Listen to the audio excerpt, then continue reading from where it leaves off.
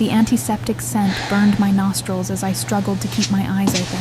43 hours of labor had hollowed me out, leaving nothing but a shell of exhaustion wrapped around the fierce, primal love I felt for the tiny bundle nestled against my chest.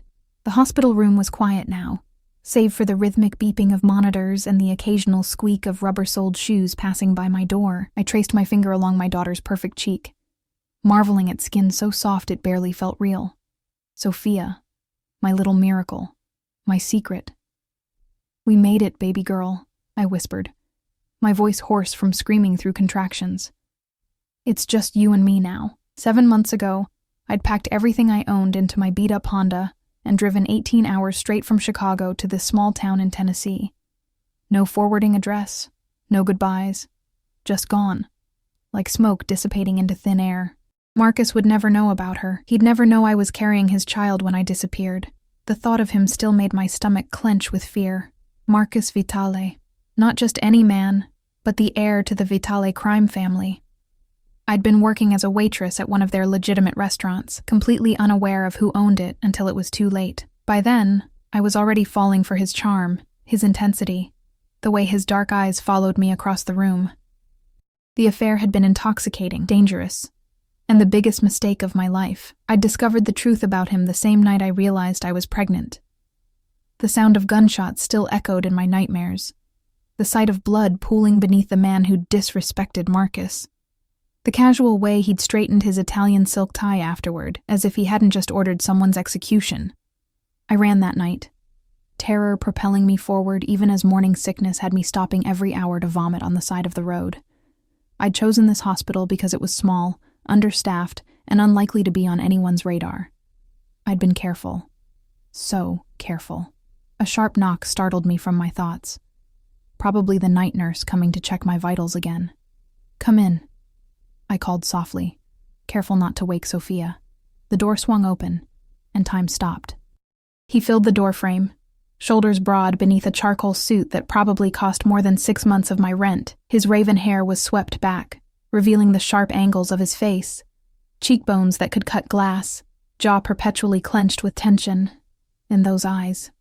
Those piercing, obsidian eyes that had once looked at me with such hunger, now burned with something far more dangerous. My arms instinctively tightened around my daughter, as every drop of blood drained from my face. "Marcus Vitale. Here. In my hospital room." "Hello, Eliza." His voice was just as I remembered. Deep, smooth, with that hint of an accent from his Italian-born father. "Did you really think you could hide from me?" 2 men in dark suits lingered in the hallway behind him. His security. Always present, always watching. Marcus never went anywhere alone. I couldn't speak, couldn't breathe. My entire body trembled as he stepped inside and closed the door with a soft click that sounded like a gunshot to my ears. 43 hours of labor, he continued conversationally, moving closer. Difficult birth.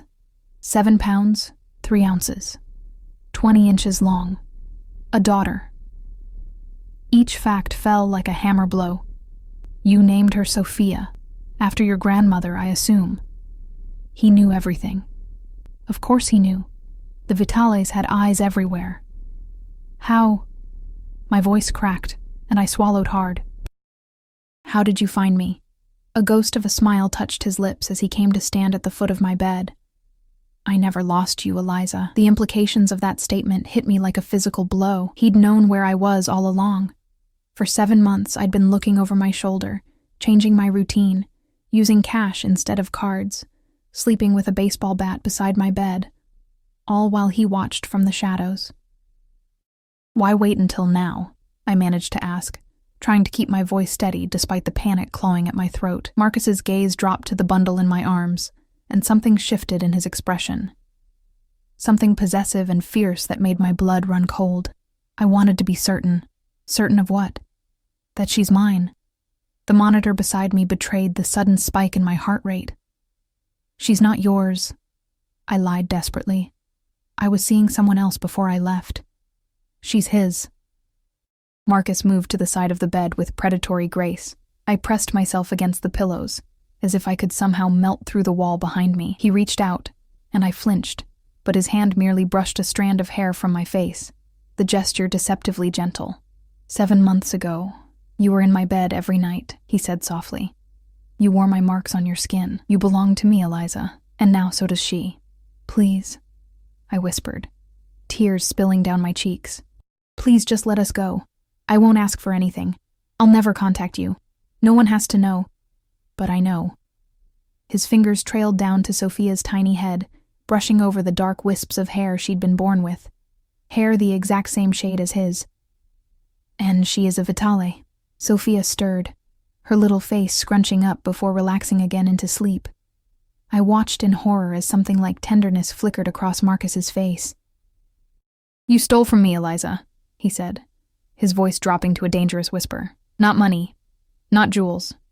Something far more valuable. His gaze locked with mine. My blood. My legacy. Did you think I would just let that go? I was scared, I admitted, the truth finally spilling out. I saw what you did to that man at the restaurant. I heard you give the order like it was nothing. I couldn't raise a child in that world. Something dark passed behind his eyes. So instead, you decided to raise my child in poverty? Working 2 jobs? Living in that pathetic apartment with paper-thin walls and black mold in the bathroom? The fact that he knew where I lived, how I'd been surviving, sent a fresh wave of terror through me. Had he been watching me all this time? Had his men been reporting on my every move? It was safe, I whispered. No, Eliza, it wasn't. His voice hardened. Nothing is safe without my protection. Do you have any idea how many times I've had to intervene to keep you both unharmed these past months? I stared at him, uncomprehending. The drunk driver who nearly hit you in the crosswalk last month? The man following you home from your night shift at the diner 3 weeks ago? The landlord who was planning to evict you after you fell behind on rent? His smile was cold.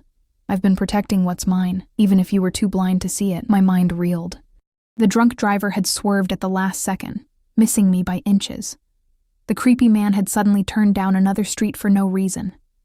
The eviction notice I'd been dreading had never come, despite being 2 weeks late on rent. I don't understand, I said weakly. If you knew where I was, why didn't you just take me back? Marcus sat on the edge of my bed, making the mattress dip under his weight. I was acutely aware of how vulnerable I was. Exhausted, in pain, trapped in a hospital gown with my newborn in my arms. Because I needed to see what choice you would make, he replied, studying my face with unnerving intensity. Whether you would run forever or eventually realize you couldn't do this alone. I can do this alone, I insisted, even as my voice betrayed my uncertainty. Marcus reached into his jacket pocket and pulled out what looked like a passport. He flipped it open, revealing a photo of me looking years younger. But the name wasn't mine. Eliza Carter died in a car accident 6 hours ago, he said calmly. Very tragic. The vehicle went off a bridge. The body was too damaged for open casket viewing. The funeral will be small, attended only by a few co-workers from the diner who barely knew her. Ice filled my veins. What are you talking about? Your old life is over. By tomorrow morning, there will be no record that Eliza Carter ever gave birth here. The hospital staff has already been compensated for their discretion. I glanced toward the door, suddenly understanding why no nurse had come to check on me in hours. They'd been warned to stay away. The entire hospital floor was probably under his control. You can't just erase a person, I protested, though I knew it was exactly what the Vitales specialized in. I'm not erasing you, Marcus corrected me, tucking the false passport away. I'm giving you a new beginning, as my wife and the mother of my child. Your wife? I echoed in disbelief. You can't be serious. His expression didn't flicker. The ceremony will be private, family only. Once you've recovered from the birth, and if I refuse? The question hung in the air between us, heavy with implication. Marcus didn't answer immediately. Instead, he reached out and carefully, so carefully, took Sophia from my arms before I could stop him. No. I tried to grab her back, but a sharp pain tore through my abdomen, reminding me of the stitches from my emergency C-section. Marcus held our daughter with surprising confidence, cradling her tiny body against his broad chest. She has my mother's nose, he observed quietly, something like wonder in his voice. And your lips. Please give her back, I begged, panic rising in my throat.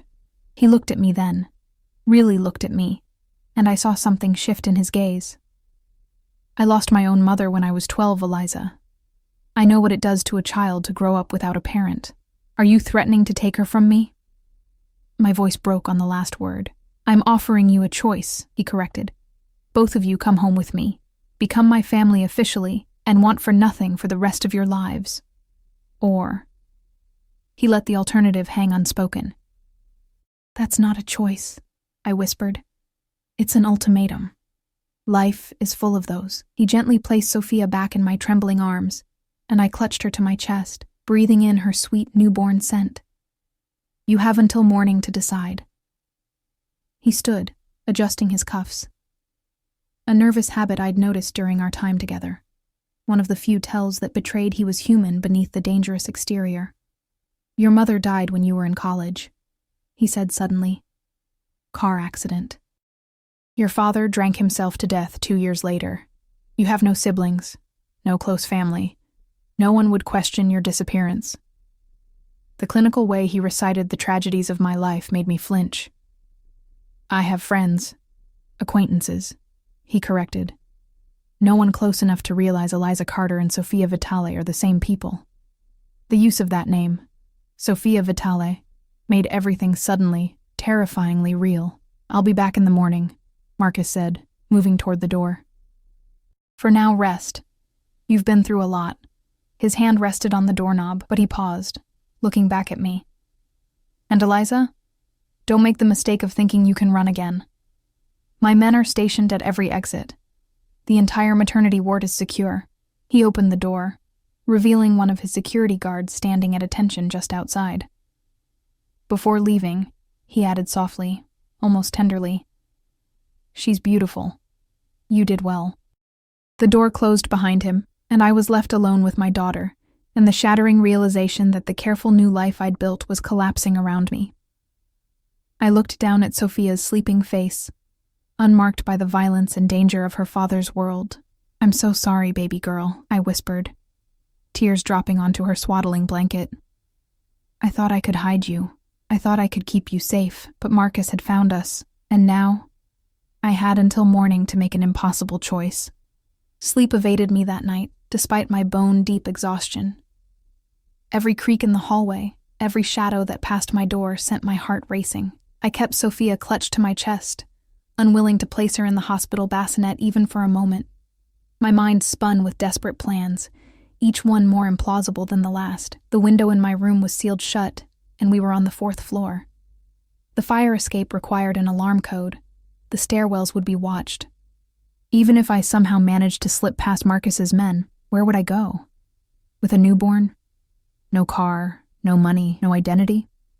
As the night wore on, a hollow acceptance settled in my chest. There was no escape this time. When dawn broke, painting my sterile room in hues of gold, I had made my decision. Not for me, but for her. For Sophia. The door opened at precisely 7 o'clock. I'd been watching the digital clock on the wall, counting down the minutes. But it wasn't Marcus who entered. It was a woman in her 50s with silver-streaked dark hair pulled into an elegant knot. She carried a large designer bag and wore an expression of brisk efficiency. "Good morning, Ms. Carter. I'm Camilla," she announced, her voice carrying a hint of the same Italian accent as Marcus. "Mr. Vitale sent me to help prepare you." "Prepare me?" I echoed, instinctively shifting Sophia to my other arm. Camilla set her bag on the visitor's chair and began unpacking it. "For your departure. The doctor will be here shortly to sign your discharge papers." She withdrew clothing, not my worn maternity leggings and oversized t-shirt, but brand new items with tags still attached. "I've brought you something suitable to wear." I stared at the soft-looking black pants with an expandable waistband, a loose cream-colored silk blouse, and a cashmere wrap cardigan. All luxury brands, all perfectly sized for my postpartum body. "Mr. Vitale had your measurements," Camilla explained, noticing my confusion, "and guessed you might have gained an additional size during pregnancy." The thought of Marcus calculating my changing body measurements sent an uncomfortable shiver down my spine. How closely had he been watching me? "There are also items for the little one," she continued, laying out a ridiculously expensive-looking baby outfit, a soft white sleeper embroidered with tiny gold details, a matching hat, and the smallest cashmere blanket I'd ever seen. "I can't," I began, but Camilla cut me off with a look. "Mr. Vitale insists." The words carried weight, not a suggestion, but an order. A doctor I hadn't seen before entered the room, accompanied by a nurse. Both avoided making eye contact with me as they performed a hurried check of my vitals and stitches. "Everything looks good," the doctor announced, scribbling on a clipboard. "The discharge papers are ready. You'll need to follow up with your personal physician in a week." He handed me a prescription for pain medication and disappeared before I could ask any questions. Camilla moved efficiently around the room, gathering the few personal items I'd brought to the hospital and placing them in a new leather tote bag. "I'll step out while you dress," she said. "The car will be waiting downstairs in 20 minutes. Left alone, I looked down at my daughter, now awake and blinking up at me with unfocused dark eyes. "I'm doing this for you," I whispered. "Only for you." Dressing was painful, my abdomen screaming in protest with each movement. The clothes felt foreign against my skin. Too soft. Too expensive. I dressed Sophia in the provided outfit, which made her look like a tiny princess. When I'd finished, I sat on the edge of the bed, waiting. The door opened again, and this time it was Marcus. He wore a different suit today, navy blue, immaculately tailored. His eyes took in the sight of me in the clothes he'd provided, and something like satisfaction crossed his face. "You look better," he observed, closing the distance between us. I didn't respond. What was there to say? "Have you made your decision, Eliza?" I met his gaze steadily. Would it matter if I said no? A muscle twitched in his jaw. "I told you, I'm giving you a choice. A choice between coming with you willingly or being taken by force," I clarified. "Not much of a choice. I prefer to think of it as a choice between fighting the inevitable or accepting it with grace." He reached out, his knuckles brushing against my cheek in what might have been a tender gesture from any other man. "You were always going to be mine, Eliza, from the moment I saw you." I pulled away from his touch. "I'll go with you. For Sophia's sake." Relief flickered across his face, so brief I almost missed it. "You won't regret this decision." "I already do," I murmured. Instead of anger, my words drew a small, enigmatic smile from him. "That will change. With time." He extended his hand to help me up, and I took it reluctantly, wincing at the pain from my surgery. Marcus's arm immediately went around my waist, supporting me with surprising gentleness. "The car is waiting," he said. "Can you walk, or should I carry you?" The thought of being carried in his arms through the hospital made my stomach turn. "I can walk." Sophia began to fuss, her tiny face scrunching up in preparation for a cry. Before I could react, Marcus carefully took her from me, cradling her against his chest with one arm while keeping the other around my waist. "I've got her," he said, his voice taking on a softness I'd rarely heard before. "You focus on not tearing your stitches." The juxtaposition was jarring. This dangerous man, who I'd seen order a killing without blinking, now holding my daughter with such care, our daughter. The thought still felt alien, wrong somehow. We moved slowly through the corridor. 2 security men walked ahead of us, another 2 behind. The hospital staff kept their eyes averted, pretending not to notice our strange procession. No one asked for paperwork. No one questioned why a patient was being escorted out by armed men in suits. Money bought a lot of things, including silence. The elevator took us to a private exit at the rear of the building, where a black SUV with tinted windows waited, its engine running. Another identical vehicle was parked behind it, and 2 more ahead. A motorcade fit for a president or a Mafia don. "Careful with the step," Marcus murmured as we approached the car. One of his men opened the door, revealing a luxurious interior and, to my surprise, a properly installed infant car seat. I stared at it in confusion. "How did you—" "I had it installed last night, top safety rating." There was something almost eager in his voice, like he wanted my approval. "The base can be transferred to any of our vehicles, as if we were already a family unit."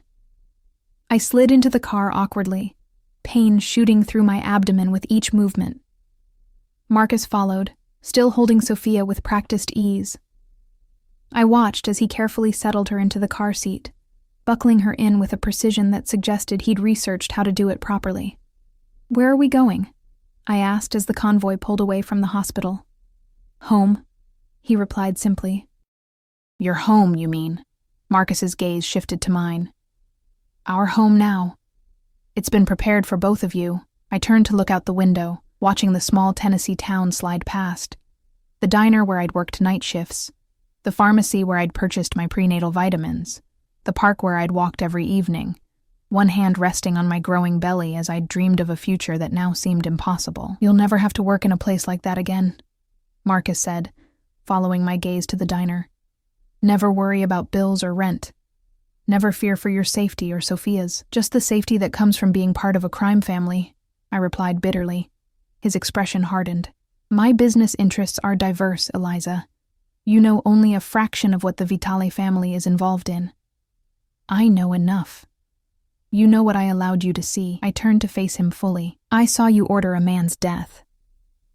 Marcus didn't flinch. Carlo Bianchi, 47, married with 3 children. He was skimming money from one of my legitimate businesses and selling information about our shipments to a rival family. His voice was coldly matter-of-fact. If I had let him live, it would have endangered dozens of people who depend on me for their livelihoods, including you, though you didn't know it at the time. The casual way he justified murder made my skin crawl. That doesn't make it right. Right and wrong look different depending on where you're standing. His gaze softened as it moved to Sophia, sleeping peacefully in her car seat. "But I promise you this, our daughter will never see that side of the business. She will be protected, educated, given every advantage, until she marries her off to cement some alliance with another crime family." I couldn't keep the bitterness from my voice. A flash of genuine anger crossed his face. "Is that what you think of me? That I would use my own child as a pawn?" "I don't know what to think of you anymore, Marcus." We lapsed into silence as the cars merged onto the highway. I recognized the direction, north, toward Chicago. Going back to the city I'd fled in terror 7 months ago. "It's a long drive," Marcus said eventually. "You should rest. You're still recovering." Despite my determination to stay alert, exhaustion weighed heavily on me. The gentle motion of the car combined with the sleepless night and physical toll of childbirth made my eyelids droop. I fought against it, not wanting to show weakness. "Sleep, Eliza," Marcus said softly. "I'll wake you when Sophia needs to be fed." I intended to resist, but my body had other plans. The last thing I remembered was the weight of Marcus's jacket being draped over me as darkness claimed me. I woke to the sound of soft murmuring. Disoriented, I blinked against the afternoon sunlight streaming through the car windows. We were still driving, but now through the outskirts of Chicago. The familiar skyline loomed in the distance, sending a wave of anxiety through me. The murmuring continued, and I turned to find the source. Marcus was holding Sophia, who had clearly woken and been removed from her car seat. He was speaking to her in Italian, his voice a gentle rumble as his large hand cradled her tiny head. "Sei la mia principessa," he was saying. "Ti proteggerò sempre." My heart clenched at the sight. There was genuine tenderness in the way he looked at her. This man who had tracked me across states, who had effectively kidnapped me from the hospital, who had threatened to separate me from my child if I didn't comply with his demands. He looked up, noticing I was awake. "She was fussing," he explained. "I didn't want to wake you yet." "She needs to be fed," I said, automatically holding out my arms for her. Marcus carefully transferred Sophia to me, his fingers brushing against mine in the process. The simple contact sent an unwelcome jolt through me. I adjusted my position, wincing at the pain in my abdomen, and prepared to nurse her. "Do you need privacy?" Marcus asked, surprising me with his consideration. "Yes," I replied, unable to imagine breastfeeding with him watching. He nodded and pressed a button that raised a privacy partition between us and the driver, then turned slightly away, focusing his attention on his phone to give me some semblance of space in the confined car. As Sophia latched on and began to nurse, I studied the Chicago landscape growing ever closer. "Where exactly are we going?" "Not to the city apartment," he replied without looking up. "We're heading to the estate in Lake Forest." The Vitale estate. I'd heard rumors about it during my time working at the restaurant, a compound-like property with extensive security, sprawling gardens, and every luxury imaginable. Isolated. Controlled. Perfect for keeping someone contained. "Your mother is expecting us," Marcus added casually. I nearly choked. "Your mother? I thought that she died." "No, that was my father's mother, my nonna. My mother is very much alive and eager to meet her granddaughter." The thought of meeting the woman who had raised Marcus Vitale, who had presumably stood by while her husband built one of Chicago's most feared crime families, sent a fresh wave of panic through me. "You didn't mention your family would be involved," I said, trying to keep my voice steady. Marcus finally looked up from his phone, his expression unreadable. "They're Sophia's family too, her bloodline, her heritage. I don't want her raised in this world," I whispered fiercely. "What world would you have her raised in, Eliza? The world of struggle and want? Of working 2 jobs just to make rent? Of wondering where her next meal will come from?" His voice remained calm, but his eyes flashed with intensity. "I grew up with privilege, yes, but also with purpose, with tradition, with family loyalty above all else.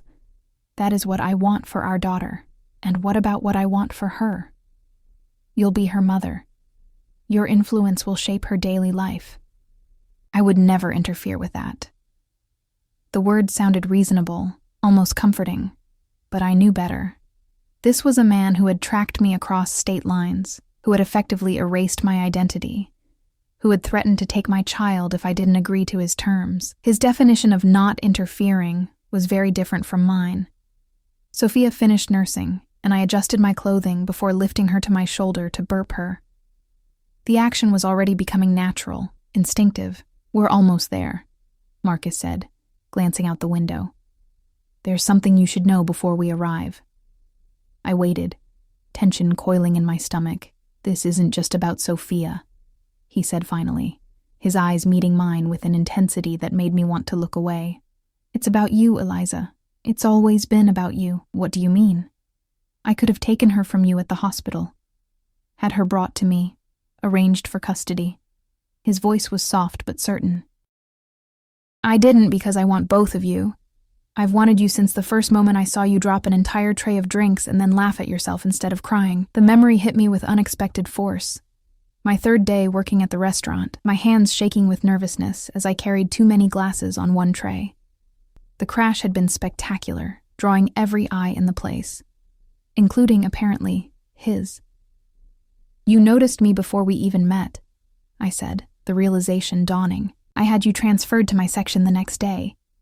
There was no shame in his admission of manipulation. "I wanted to know if you were as genuine as you seemed, if your smile reached your eyes even when you thought no one was looking." I stared at him, unsure how to process this information. "So, all of it, our meeting, our relationship, it was planned? Orchestrated?" "The introduction, yes. What came after?" Something flickered across his face, something almost vulnerable. "That wasn't planned. You weren't supposed to matter so much." Before I could respond, the car slowed, turning onto a private road lined with tall trees. At the end stood an imposing wrought iron gate with an ornate V worked into the design. Security cameras swiveled to track our approach. An armed guard stepped forward to verify the driver before waving us through. The Vitale estate sprawled before us like something from another world. My world of double shifts and discount groceries seemed galaxies away from this palace of old money and power. The main house was an imposing stone mansion with soaring windows and immaculate architectural details, surrounded by manicured gardens that stretched as far as I could see. Several smaller buildings dotted the property. Guest houses, I assumed, or perhaps quarters for staff and security. As our convoy circled the curved driveway, I spotted at least a dozen security personnel patrolling the grounds, their dark suits and alert postures marking them as more than simple gardeners or household staff. This wasn't just a home, it was a fortress. The car came to a stop at the base of wide marble steps leading to massive double doors. Marcus stepped out first, then leaned in to help me, his hands gentle but firm as he supported my weight. I clutched Sophia to my chest, the tiny weight of her the only reality I could be certain of in this surreal moment. "Take it slowly," Marcus murmured, his arm around my waist as we climbed the steps. I was acutely aware of the security men forming a perimeter around us, their watchful eyes scanning constantly for threats. Not guards, I realized with a chill. Sentries. The doors swung open before we reached them, revealing a grand foyer with a crystal chandelier and a sweeping staircase that belonged in a period film. Standing beneath the chandelier was a slender woman in her early 60s. Her silver-streaked black hair swept into an elegant updo, her posture regal despite her average height. She wore a simple but obviously expensive black dress, a single strand of pearls at her throat, and an expression of barely contained anticipation. Lucia Vitale, Marcus's mother, the matriarch of one of Chicago's most feared families. Finalmente, she said, her dark eyes, so like her son's, moving from Marcus to me, and finally to the bundle in my arms. Something in her face softened. You've brought them home. Marcus guided me forward. Mother, this is Eliza. Eliza, my mother. Lucia Vitale. I'd expected coldness, judgment, perhaps even open hostility. Instead, Lucia stepped forward and took my free hand between both of hers. Her skin was soft, but her grip surprisingly strong. Welcome to our home, she said, her Italian accent more pronounced than her son's. Her gaze dropped to Sophia. May I see my granddaughter? The question was directed at me, not Marcus, which surprised me enough that I found myself nodding. Lucia carefully folded back the edge of the blanket to reveal Sophia's sleeping face, and for a moment, the powerful woman before me was simply a grandmother seeing her grandchild for the first time. The naked emotion on her face was startling in its authenticity. She has the Vitale nose, Lucia whispered, echoing Marcus's earlier observation. And your coloring, I think. She looked up at me with what appeared to be genuine warmth. You have given our family a precious gift. I didn't know how to respond. I hadn't given them anything. Their son had tracked me down and effectively forced me to return. Eliza needs to rest, Marcus interjected, perhaps sensing my discomfort. The birth was difficult, and the journey has been long. Lucia immediately stepped back. Of course. Everything is prepared upstairs. Elena will help you settle in. She gestured to a young woman in a simple uniform who had appeared silently at the edge of the foyer. We can become better acquainted when you've had time to recover. Marcus led me toward the grand staircase, still supporting much of my weight. Each step sent pain shooting through my abdomen, a reminder of the surgery that had brought Sophia into the world just over 24 hours ago. Your mother seems... I searched for the right word as we climbed. Less intimidating than you expected? There was a hint of amusement in his voice. I was going to say surprisingly welcoming. Family means everything to her, to all of us. Marcus guided me down a wide hallway lined with what looked like original artwork. She's been preparing for your arrival since I told her about the pregnancy. I nearly stumbled. You told her? When? The day after you left. His expression darkened momentarily. I knew why you'd run, Eliza. It wasn't difficult to connect the dots. We stopped before a set of double doors at the end of the hallway. Marcus pushed them open to reveal what could only be described as a suite, a large bedroom with a sitting area connected to what glimpsed as a luxurious bathroom and another room beyond that. This will be your space, Marcus said, guiding me inside. Yours and Sophia's. I took in the details slowly, the massive four-poster bed with what looked like handmade linens, the plush seating area before a marble fireplace, the wall of windows overlooking the estate's gardens and Lake Michigan beyond. Everything spoke of old money, of generations of wealth and taste. But what caught my attention most was the addition that clearly didn't match the rest of the antique furnishings. A state-of-the-art bassinet beside the bed, a changing table stocked with supplies, and a nursing chair in the corner, complete with a footstool and side table. You've been planning this for months, I said quietly, the realization hitting me with full force. Marcus didn't deny it. I wanted you both to be comfortable when you came home. Home. The word hung between us, weighted with implications I wasn't ready to face. The young woman, Elena, appeared in the doorway, her manner deferential. Is there anything you need, Signora? Before I could correct her use of the formal title, Marcus spoke.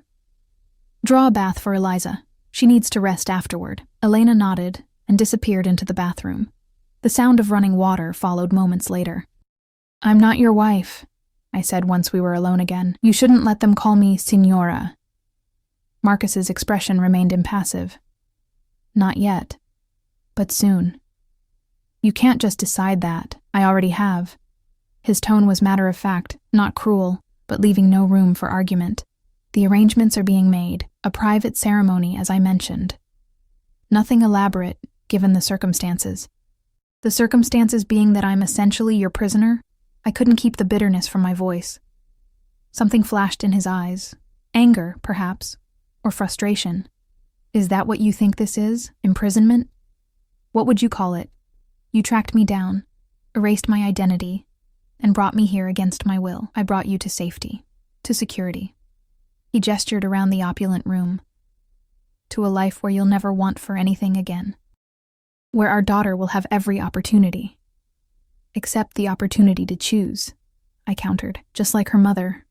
Marcus stepped closer, and I instinctively backed away until the edge of the bed pressed against my legs. He stopped, watching my reaction with those penetrating dark eyes. You made your choice 7 months ago when you ran, he said, his voice low and controlled. You chose fear over trust, struggle over security. His jaw tightened. You chose to steal my child from me. I was protecting her. From what? From me? A hint of real pain laced his words. What kind of monster do you think I am, that I would harm my own blood? I thought of the man I'd seen executed in the restaurant parking lot, of the casual way Marcus had straightened his tie afterward. Not her, but the world you live in, the things you do, the things I do ensure that my family is safe, provided for, protected. He closed the distance between us, not touching me but close enough that I could feel the heat radiating from his body. That is all I have ever wanted, Eliza. To protect what's mine. The possessiveness in those words sent a shiver down my spine. Before I could respond, Sophia began to stir in my arms, her tiny face scrunching up as she prepared to cry. Marcus immediately stepped back, giving me space. I'll leave you to rest. Elena will help with anything you need. He moved toward the door, then paused. Dinner is at 7, but I'll have something sent up if you're not feeling well enough to join us. With that, he was gone, leaving me alone in my gilded cage with our daughter. The next 3 days passed in a haze of exhaustion and adjustment. True to his word, Marcus didn't pressure me to join the family for meals, instead having trays brought to my suite at regular intervals, always with fresh flowers and little notes inquiring about my comfort and Sophia's well-being. Elena was assigned as my personal assistant, helping with the baby when I needed to shower, or simply needed a moment to myself. She was kind but distant, clearly aware of the complex dynamics at play. I spent most of my time in the suite, venturing out only to walk the length of the hallway when the walls began to feel too close. Security men were always present, stationed at regular intervals throughout the house and grounds. They nodded respectfully when I passed, but made no move to stop me. I wasn't explicitly forbidden from exploring the estate, yet the constant surveillance made it clear that any attempt to leave would be immediately noticed and prevented. On the 4th morning, as I sat in the nursing chair by the window feeding Sophia, there was a soft knock at the door. I expected Elena with breakfast, but instead, Lucia Vitale entered, carrying a small package wrapped in silver paper. Buongiorno, she greeted me with a warm smile. I hope I'm not intruding. Not at all, I replied automatically, years of customer service training kicking in despite the surreal circumstances. Lucia settled gracefully onto the sofa across from me. In daylight, I could see the resemblance to Marcus more clearly. The same intense dark eyes, the same proud bearing, but where his features were sharp and sometimes cold, hers held a softness, particularly when she looked at Sophia. How are you feeling? She asked, her accent lilting pleasantly around the words. The recovery from a cesarean is not easy. I had one with Marcus. The personal detail surprised me. It's getting better, still sore. She nodded knowingly. I couldn't stand straight for 2 weeks. These young doctors who say you can be up and about in days. She made a dismissive gesture. They have never felt the knife themselves. There was something disarmingly genuine about her that made it difficult to maintain my guard. This was not the cold, calculating Mafia wife I had imagined. I brought something for the little one, Lucia said, holding out the package. A tradition in our family. I hesitated before taking it, shifting Sophia slightly in my arms. Thank you, but I don't think... It is not from Marcus, she clarified, as if sensing my reluctance. It is from me, her nonna. Something in her expression, a flicker of vulnerability perhaps, made me relent. I took the package and awkwardly unwrapped it one-handed. Inside was a small silver bracelet, delicate but substantial, with tiny protective charms dangling from the links. It is to keep her safe, Lucia explained. Each Vitale child receives one at birth. The charms are blessed. She leaned forward slightly. My husband gave me mine when Marcus was born. I am passing the tradition to you. I ran my finger over the intricate metalwork, touched despite myself by the gesture. It's beautiful. Thank you. Lucia smiled, clearly pleased by my acceptance of the gift. May I hold her? When she has finished eating? I nodded, unable to think of a reason to refuse that wouldn't seem needlessly cruel. We sat in surprisingly comfortable silence as Sophia finished nursing. When she was done, I carefully burped her, and then, with only slight hesitation, placed her in Lucia's outstretched arms. The older woman cradled Sophia with practiced ease, murmuring softly to her in Italian. The tenderness on her face made my throat tighten unexpectedly. Marcus says you have no family left, Lucia said after a moment, looking up at me. No parents, no siblings. That's right, I confirmed, wondering where this was leading. It is hard being alone in the world, I know this. Her gaze returned to Sophia. When I came to this country as a young bride, I left everything behind. My family, my friends, my language. It was isolating. I hadn't expected this glimpse into her past, this hint of shared experience. Did you choose to come here? A small, sad smile touched her lips. It was arranged. My marriage to Antonio. I was 19. He was 32. I had met him only twice before the wedding. She adjusted Sophia's blanket with tender precision. I did not love him then. That came later, with time and understanding. I didn't know how to respond to this unexpected confidence. I'm sorry, I said finally. That must have been difficult. Life is often difficult, she replied with a philosophical shrug. But we find our way through. We adapt. We build new families, new connections. Her dark eyes, so like her son's, met mine. You are not alone anymore, Eliza. You have Sophia. And you have us. There was such sincerity in her words that I felt momentarily disarmed. Mrs. Vitale. Lucia, please. Lucia, I amended. I appreciate your kindness, truly, but you must understand that this situation is complicated. Because my son brought you here against your will? Her directness startled me. Yes, I know this. Marcus has his father's stubbornness, his determination to control everything in his domain. She sighed. But he also has his father's capacity for love. Fierce, absolute, sometimes frightening in its intensity. That's not love, I protested quietly. It's possession.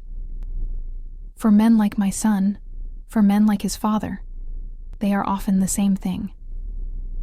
Lucia's expression turned contemplative as she gazed down at Sophia. My husband would have done exactly as Marcus has done if I had tried to take his child from him. It is in their blood. This need to protect what they consider theirs. That doesn't make it right. No, she agreed, surprising me again. But it makes it understandable. She looked up at me, her gaze direct and unflinching. He was broken when you left, Eliza. I have never seen my son so lost. I struggled to reconcile this image with the controlled, powerful man who had tracked me down and brought me back like a reclaimed piece of property. He seemed perfectly functional to me, organized enough to monitor me for months, to plan this whole extraction, because he had purpose again, finding you, bringing you home. Lucia carefully stood and returned Sophia to my arms. You see only the surface, the strength. I saw what lay beneath, the fear. Marcus doesn't know fear, I scoffed. Everyone knows fear, Kara. For a man like my son, there is no greater fear than losing what he loves. She smoothed her dress and moved toward the door. Think about what I have said, and when you are feeling stronger, join us for dinner. This is your home now. and isolation will only make the adjustment more difficult. She left as quietly as she had arrived, leaving me with a sleeping baby, a silver bracelet, and thoughts more tangled than before. That evening, for reasons I couldn't fully articulate even to myself, I decided to accept the dinner invitation. Elena helped me dress in clothes I found in the massive walk-in closet adjoining my room. All new, all in my size, all with designer labels I'd only ever seen in magazines. I chose the most modest option, a simple navy dress that accommodated my still tender midsection and left my hair loose around my shoulders. With Sophia fed and sleeping soundly in her bassinet, I made my way downstairs, each step still painful but manageable. I found Marcus and Lucia in a dining room that could have comfortably seated 20, though only 3 places were set at one end of the long table. Candles flickered in silver holders, and fresh flowers spilled from a centerpiece that probably cost more than a month's rent at my old apartment. Marcus rose immediately when I entered, his eyes taking in every detail of my appearance. For a moment he looked almost stunned, as if he hadn't expected me to actually come down. "Eliza," he said, my name carrying a weight of emotion I wasn't prepared for. "You look beautiful."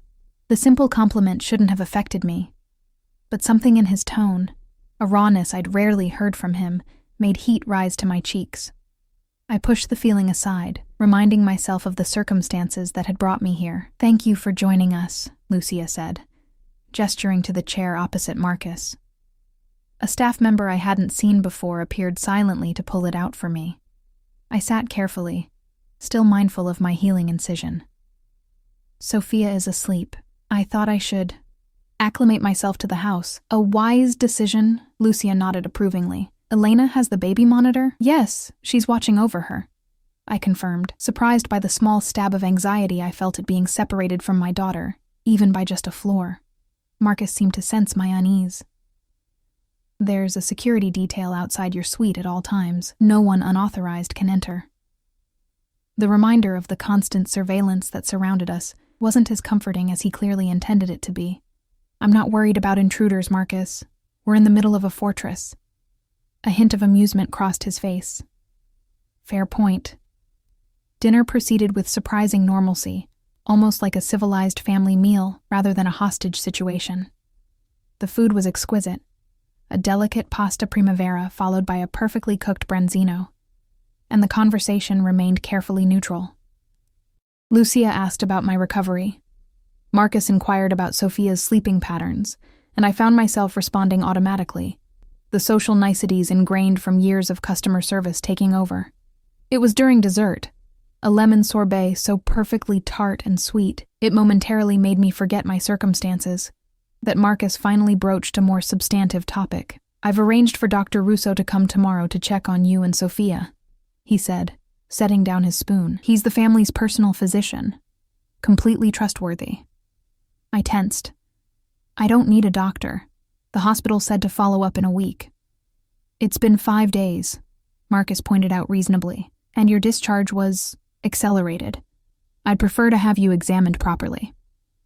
"You mean by someone on your payroll?" I couldn't keep the edge from my voice. Marcus's jaw tightened slightly, but his tone remained even. "By someone with 30 years of experience and the discretion required by our unique situation. Our unique situation being that I'm essentially being held against my will with a newborn?" Lucia cleared her throat delicately. "Perhaps I should check on the kitchen staff about coffee." "No need, Mother," Marcus said without taking his eyes off me. "I believe Eliza and I are overdue for a private conversation," Lucia nodded, rising gracefully from her chair. "I'll see you both in the morning, then." She paused beside my chair, placing a gentle hand on my shoulder. "Try to rest, Kara. Things often look clearer after a good night's sleep." After she left, silence settled between us, heavy with unspoken tension. The staff had disappeared as well, leaving us truly alone for the first time since the hospital. "You're angry," Marcus finally said. It wasn't a question. "Perceptive of you," I replied, unable to keep the sarcasm from my voice. Instead of the flash of irritation I expected, a faint smile touched his lips, that sharp tongue. "It's one of the things I've missed most about you." The unexpected admission caught me off guard. "Don't do that," I said quietly. Do what? Act like this is some kind of romantic reunion, like we're picking up where we left off. I pushed my dessert plate away, suddenly nauseated. You tracked me down, Marcus. You threatened to take my child if I didn't come with you. You erased my identity. I protected you, he countered, leaning forward slightly. Both of you. From the moment I discovered you were pregnant. Protected us? I echoed incredulously. From what? From whom? He corrected. The Donati family, the Russos, my own cousins, who would have seen Sophia as leverage against me. His voice hardened. Do you have any idea what would have happened if they had found you first? What they would have done to extract information about me, about our operations? A chill ran through me. I never would have told them anything. I didn't know anything. They wouldn't have believed that. Marcus's eyes had darkened to near black, his face taut with suppressed emotion. They would have hurt you, Eliza. They would have used Sophia to control me. They would have... He cut himself off, his hand tightening around his water glass until I feared it might shatter. For the first time, I glimpsed genuine fear beneath his controlled exterior. Is that why you kept your distance? I asked slowly, pieces falling into place. Why you watched from afar instead of approaching me sooner? Marcus released the glass and leaned back, his expression carefully neutral once more. I needed to be certain no one had followed me to you, that no one was watching you, that bringing you home wouldn't put a target on your back. So you let me struggle, working 2 jobs while pregnant, living in that pathetic apartment, as you called it? The hurt and anger I'd suppressed for days surged forward. You could have helped me. I did help you. His voice was quiet but intense. Who do you think arranged for your landlord to conveniently forget about your late rent 3 months in a row? Who made sure your boss at the diner gave you the better shifts with higher tips? Who took care of the medical bills that mysteriously disappeared from the hospital's system?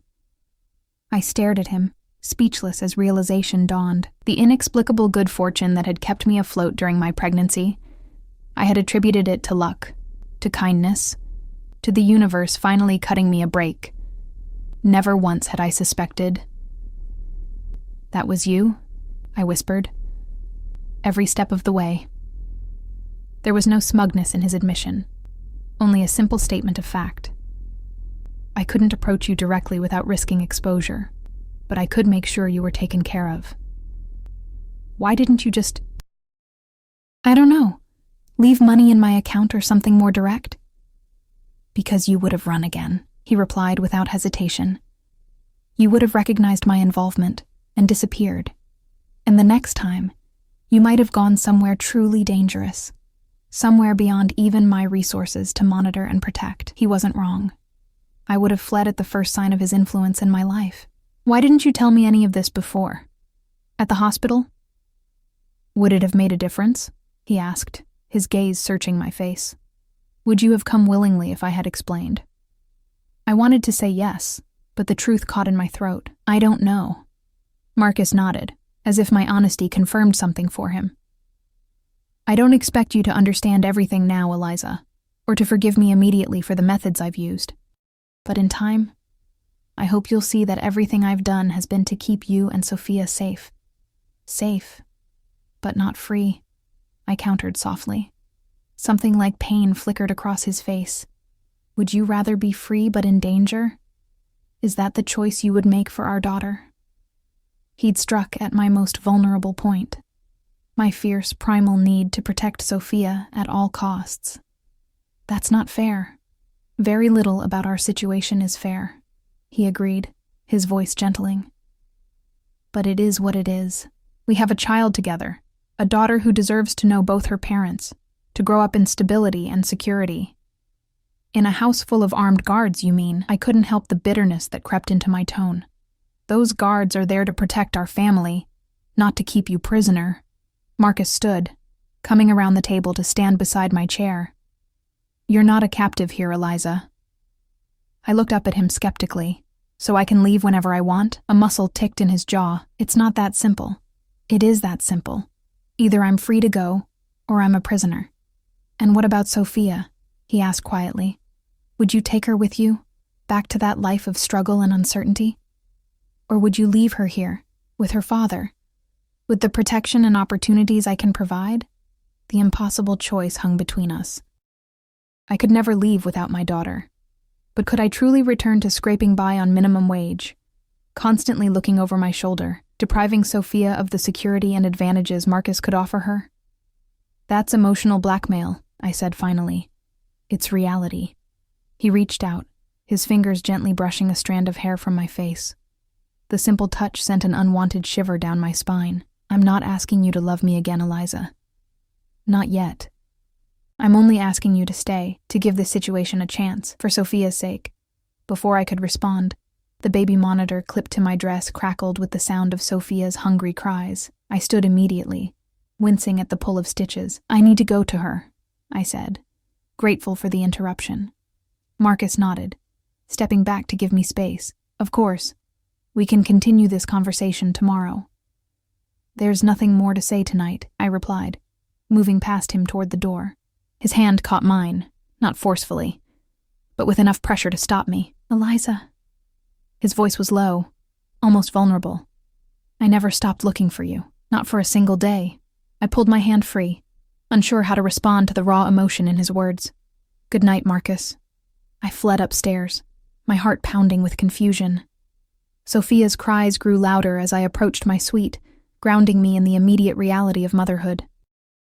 Elena had already picked her up and was gently bouncing her, relief evident on her face when I appeared.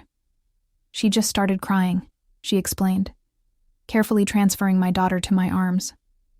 I changed her, but I think she's hungry.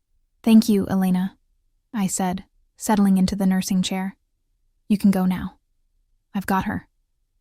The young woman nodded and slipped out quietly. As Sophia latched on and began to nurse, I gazed down at her perfect face, so trusting and innocent. Marcus's words echoed in my mind. Would you rather be free, but in danger? For the first time since being brought to this golden prison, I allowed myself to consider the possibility that Marcus's motives were more complex than simple possession or control. The thought was unsettling, blurring the clear lines I had drawn between victim and captor, right and wrong. The days stretched into weeks, and slowly, almost imperceptibly, a routine began to take shape. Mornings were spent with Sophia. Afternoons often included a walk through the estate's gardens under the watchful eyes of security, and evenings found me joining Lucia and Marcus for dinner, more often than not. The conversations remained careful, focused largely on Sophia's development and my continuing recovery, but occasionally ventured into neutral territories like books, or music, or current events. Doctor.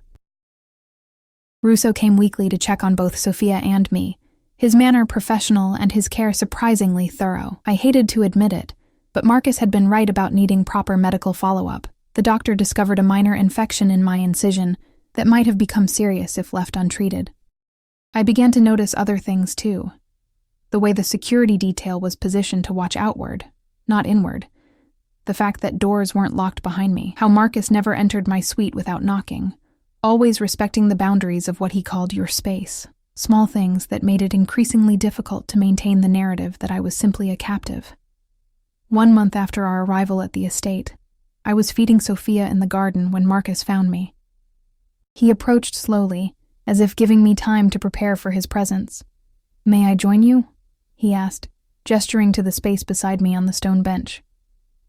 I nodded, shifting Sophia slightly in my arms. She had finished nursing and was now contentedly staring up at the pattern of leaves above us, sunlight dappling her perfect face. Marcus sat, keeping a respectful distance between us. For several minutes we simply watched our daughter in silence. She's thriving, he said finally, pride evident in his voice.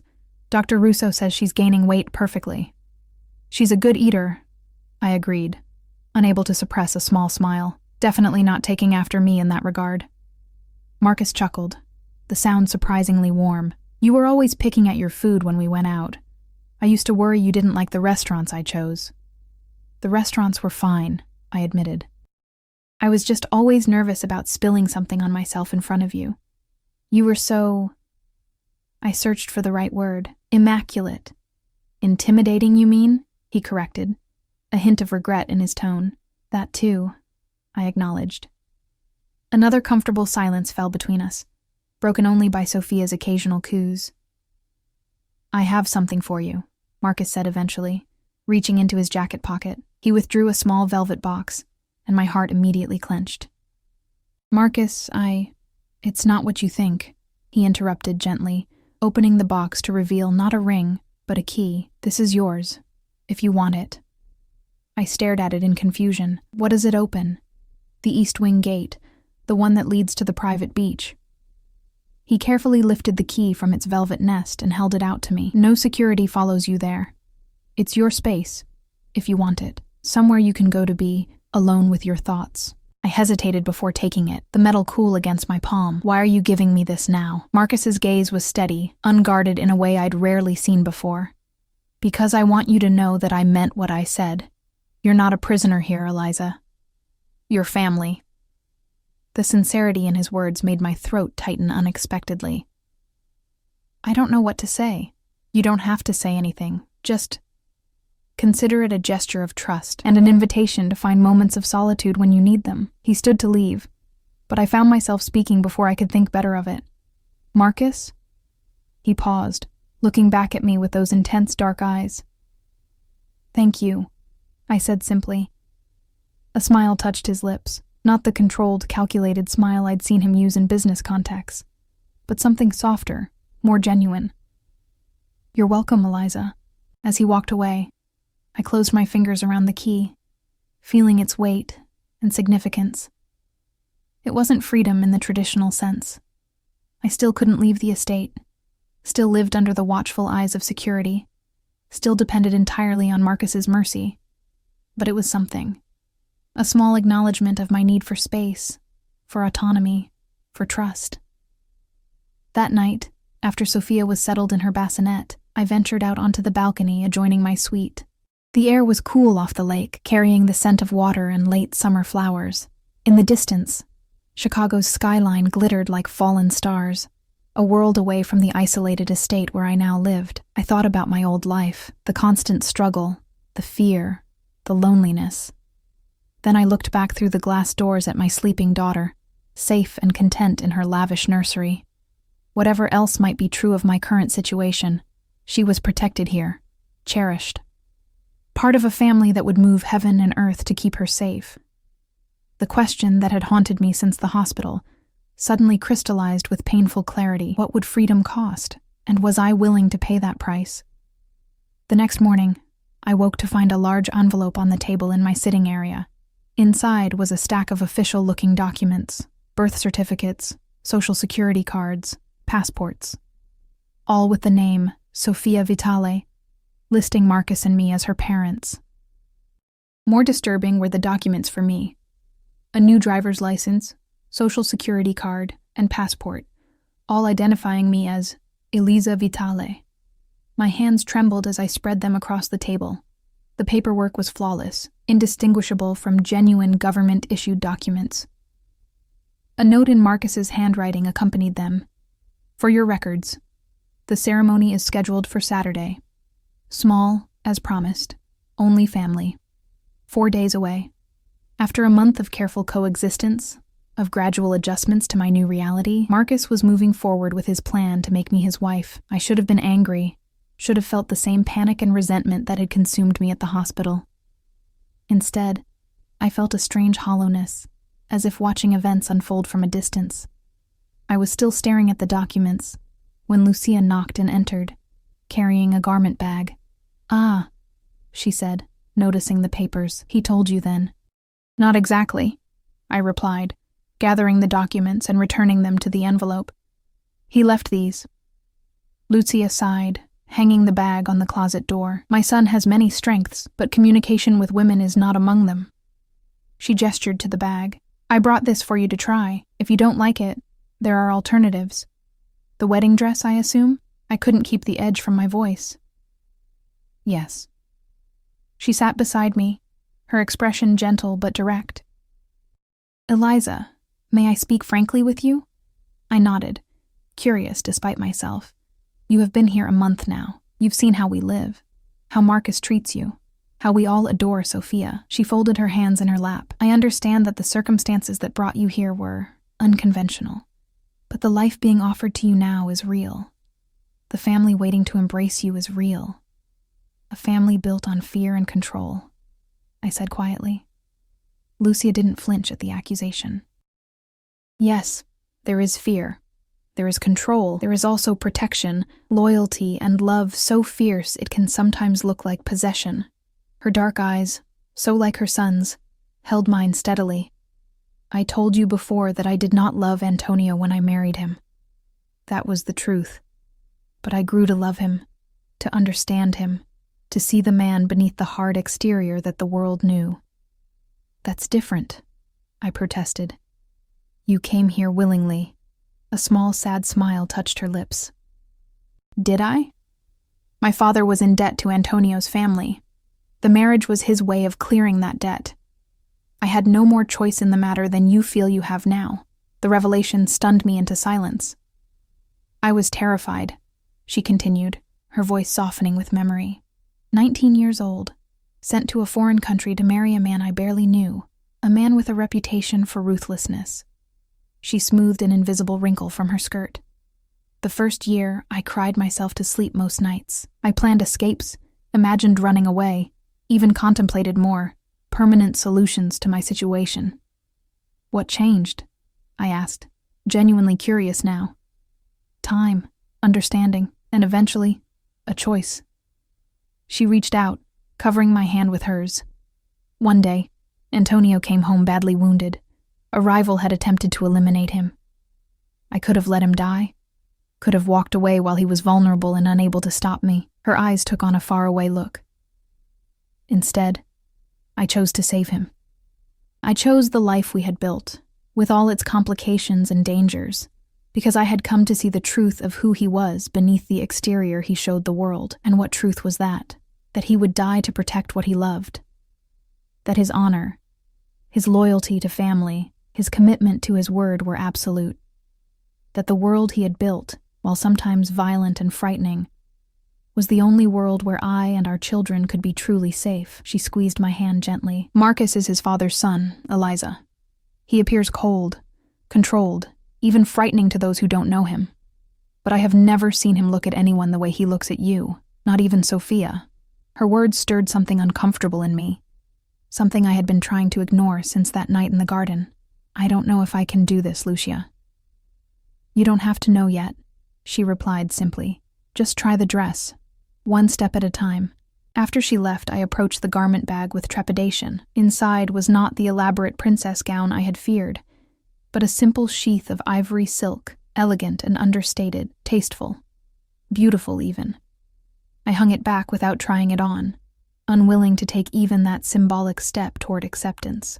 That afternoon, I used the key Marcus had given me for the first time, making my way through the east wing gate to the private stretch of beach beyond. Elena stayed with Sophia, who was napping peacefully after her feeding. The late summer sun warmed the sand as I walked along the shore, the vast expanse of Lake Michigan stretching before me like an inland sea. No security followed me, true to Marcus's word. For the first time in a month I was alone, truly alone. The realization was both exhilarating and terrifying. I could run now, follow the shoreline to a public beach, find help, disappear again. But to what end? To return to the life of struggle and fear I'd lived during my pregnancy? To deprive Sophia of the security and advantages that came with her father's name? To spend the rest of my life looking over my shoulder, knowing that Marcus would never stop searching for us? More importantly, did I even want to run anymore? The question stopped me in my tracks. When had my feelings begun to shift? When had this gilded cage started to feel less like a prison and more like home? I thought of Lucia's words, that she had chosen to stay, chosen the complicated, sometimes frightening life with Antonio because she had come to see the truth of who he was. Was there a truth about Marcus I wasn't seeing? Or was I simply succumbing to a captive syndrome, mistaking the absence of cruelty for kindness? Lost in these thoughts, I didn't hear the footsteps behind me until Marcus spoke. You found it, he said, stopping a respectful distance away. He wore casual clothes for once, Dark jeans and a simple button-down with the sleeves rolled up, revealing powerful forearms. He looked younger somehow, more approachable. "It's beautiful," I admitted, gesturing to the private beach with its pristine sand and gentle waves. "Secluded. It was my favorite place as a child," he said, surprising me with the personal revelation. "I would come here to escape my father's expectations, my mother's worried gaze." I studied him, trying to imagine Marcus as a boy, burdened by family legacy even then. "Did you need to escape often?" A ghost of a smile touched his lips. "More than they knew. Less than I wanted." He looked out over the water. "May I walk with you? Or would you prefer your solitude?" The fact that he asked, that he recognized my need for space, and respected it enough to offer to leave, tilted another piece of my perception. "You can walk with me," I said finally. We strolled in silence for several minutes, the only sounds the gentle lapping of waves and the occasional cry of a gull overhead. "I saw the documents," I said at last, unable to ignore the elephant between us any longer. "And Lucia brought the dress." Marcus nodded, his expression carefully neutral. "The ceremony will be small, just my mother, a few trusted family members, and Father Dominic, who has been our family's priest since before I was born." He glanced at me. "He can be trusted with discretion, and if I say no?" I asked, my voice barely audible over the waves. Marcus stopped walking, turning to face me fully. "Is that what you want to say, Eliza?" I met his gaze, searching those dark eyes for signs of the cruel captor I had cast him as in my mind. Instead, I saw only intensity, determination, and something deeper. Vulnerability, perhaps, fear of my answer. "I don't know what I want anymore," I admitted honestly. A month ago, I would have said yes, that's exactly what I want to say. But now? "Now?" he prompted, a note of hope in his voice that I had never heard before. "Now I'm confused," I whispered. "About all of this. About you." Marcus took a careful step closer. "What confuses you about me?" "Everything. The man who tracked me down and threatened to take my baby if I didn't comply. The man who watches his daughter sleep with such tenderness, it makes my heart ache. The crime boss who orders executions without blinking. The protective father who installed the safest car seat available." I shook my head. "Which one is the real Marcus Vitale?" "All of them," he replied without hesitation. "I've never pretended to be a simple man, Eliza. The world I inhabit doesn't allow for simplicity. Or normal relationships," I added quietly. "No," he agreed, surprising me. "Not normal. But perhaps something deeper, something more honest than what passes for normal in the outside world." He took another step toward me, close enough now that I could see the flecks of amber in his dark eyes. "I don't pretend with you, Eliza. I never have. The man you're seeing now is the same man you've always known. Protective, possessive, willing to do whatever is necessary to secure what matters to me." "And what matters to you?" I asked, already knowing the answer but needing to hear it. "You," he said simply. "Sophia. Our family." His hand reached out, not quite touching me, but hovering in the space between us. I went about this all wrong. I know that now. Fear made me ruthless, made me forget that your will, your choice matters to me. "Does it?" I challenged, because the wedding invitation seemed to have gone out regardless of my feelings on the matter. A flicker of something like shame crossed his face. "Old habits," he admitted. "Control is..." He seemed to search for the right words. "A reflex. A survival mechanism. Not a healthy foundation for a marriage," I pointed out. "No," he agreed again, surprising me with his candor. "It isn't. Which is why I'm asking you now, properly asking you, what you want." I stared at him, momentarily speechless. "Are you serious?" "Completely." His expression was more open than I had ever seen it, stripped of the careful control he usually maintained. "If you say no to Saturday, I'll cancel everything. If you want more time, you'll have it. If you want a different arrangement entirely." He let the words hang between us, and I realized with sudden clarity that he was genuinely offering me a choice. Perhaps the first real choice I'd had since he appeared in my hospital room. "Why now?" I asked. suspicious of this sudden capitulation. "What's changed?" Marcus looked away, his gaze moving to the distant horizon. "I've been watching you this past month, with Sophia, with my mother, even with the staff." He took a deep breath. "You're adapting, finding your place, building connections. But there's still a wall between us, a distance I put there with my actions at the hospital." He turned back to me, and the naked emotion in his eyes took my breath away. "I want to tear down that wall, Eliza.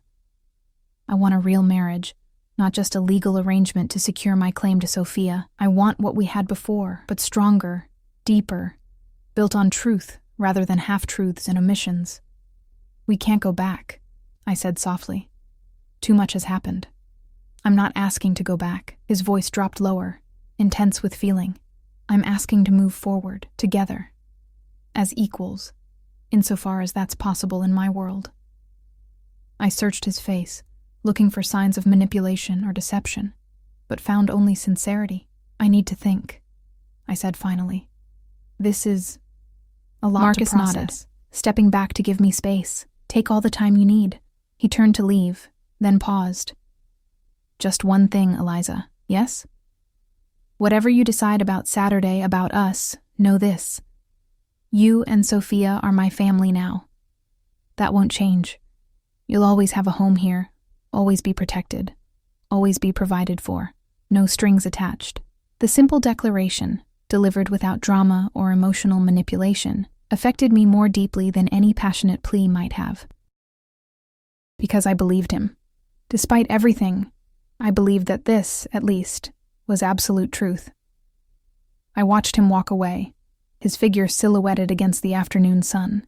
When he disappeared through the gate, I sank onto the sand, overwhelmed by the conflicting emotions surging through me. For the first time since that night in the hospital, I allowed myself to remember the good times with Marcus, the way he'd listened when I spoke, really listened, as if my thoughts mattered, the gentle way he'd touched me when we were alone, so at odds with his public persona, the passion that had ignited between us from that very first kiss. I thought about Sophia, about the future I wanted for her. Security, yes, but also love. A family. Parents who respected each other. Who chose each other. As the sun began its descent toward the horizon, painting the lake in shades of gold and crimson, I realized that somewhere along the way, my feelings had become hopelessly tangled. The line between captor and protector, between fear and security, between past and future had blurred beyond recognition. I stood, brushing sand from my clothes, and made my decision. Saturday dawned clear and perfect, the late summer air carrying the first hints of autumn crispness. From my window, I could see the small group gathering in the estate's private chapel. Lucia, elegant in navy blue, a priest in traditional vestments, a few faces I recognized from family dinners over the past month, and Marcus, standing straight and tall in a perfectly tailored black suit. I turned from the window to the ivory dress hanging on the closet door. Beside it, Sophia lay awake in her bassinet, cooing softly at the mobile above her. My daughter. Our daughter. The reason for everything that had brought me to this moment. "What do you think, little one?" I asked her, running a gentle finger along her perfect cheek. "Should Mommy marry Daddy today?" Sophia blinked up at me with those dark eyes so like her father's. And in that innocent gaze, I found my answer. An hour later, I stood outside the chapel doors, the simple silk dress flowing around me, my hair adorned with tiny white flowers. No veil, no train, no elaborate jewelry. Just me, as I had always been. But choosing differently this time, choosing with open eyes and full knowledge of what, and whom, I was accepting. The doors opened, and I saw Marcus turn, saw the momentary shock on his face melt into something like awe. Beside him, Lucia held Sophia, tears glistening in her eyes. As I walked toward them, toward the complicated, dangerous, fiercely protective family that was now mine, I felt a strange sense of peace settle over me. Not the resignation of a captive, but the quiet certainty of a woman who had weighed all options and chosen the path that felt right, for herself and for her child. Marcus's eyes never left mine as I approached, his expression more open and vulnerable than I had ever seen it. You came, he said softly. Just for me. I chose. I corrected him, taking his offered hand. There's a difference. Understanding dawned in his eyes, followed by a respect I hadn't seen there before. Yes, he agreed, his fingers tightening around mine. There is. The ceremony was brief, the words traditional, yet weighted with new meaning. When Father Dominic pronounced us husband and wife, Marcus leaned in to kiss me with surprising gentleness, his lips barely brushing mine, not claiming, but asking.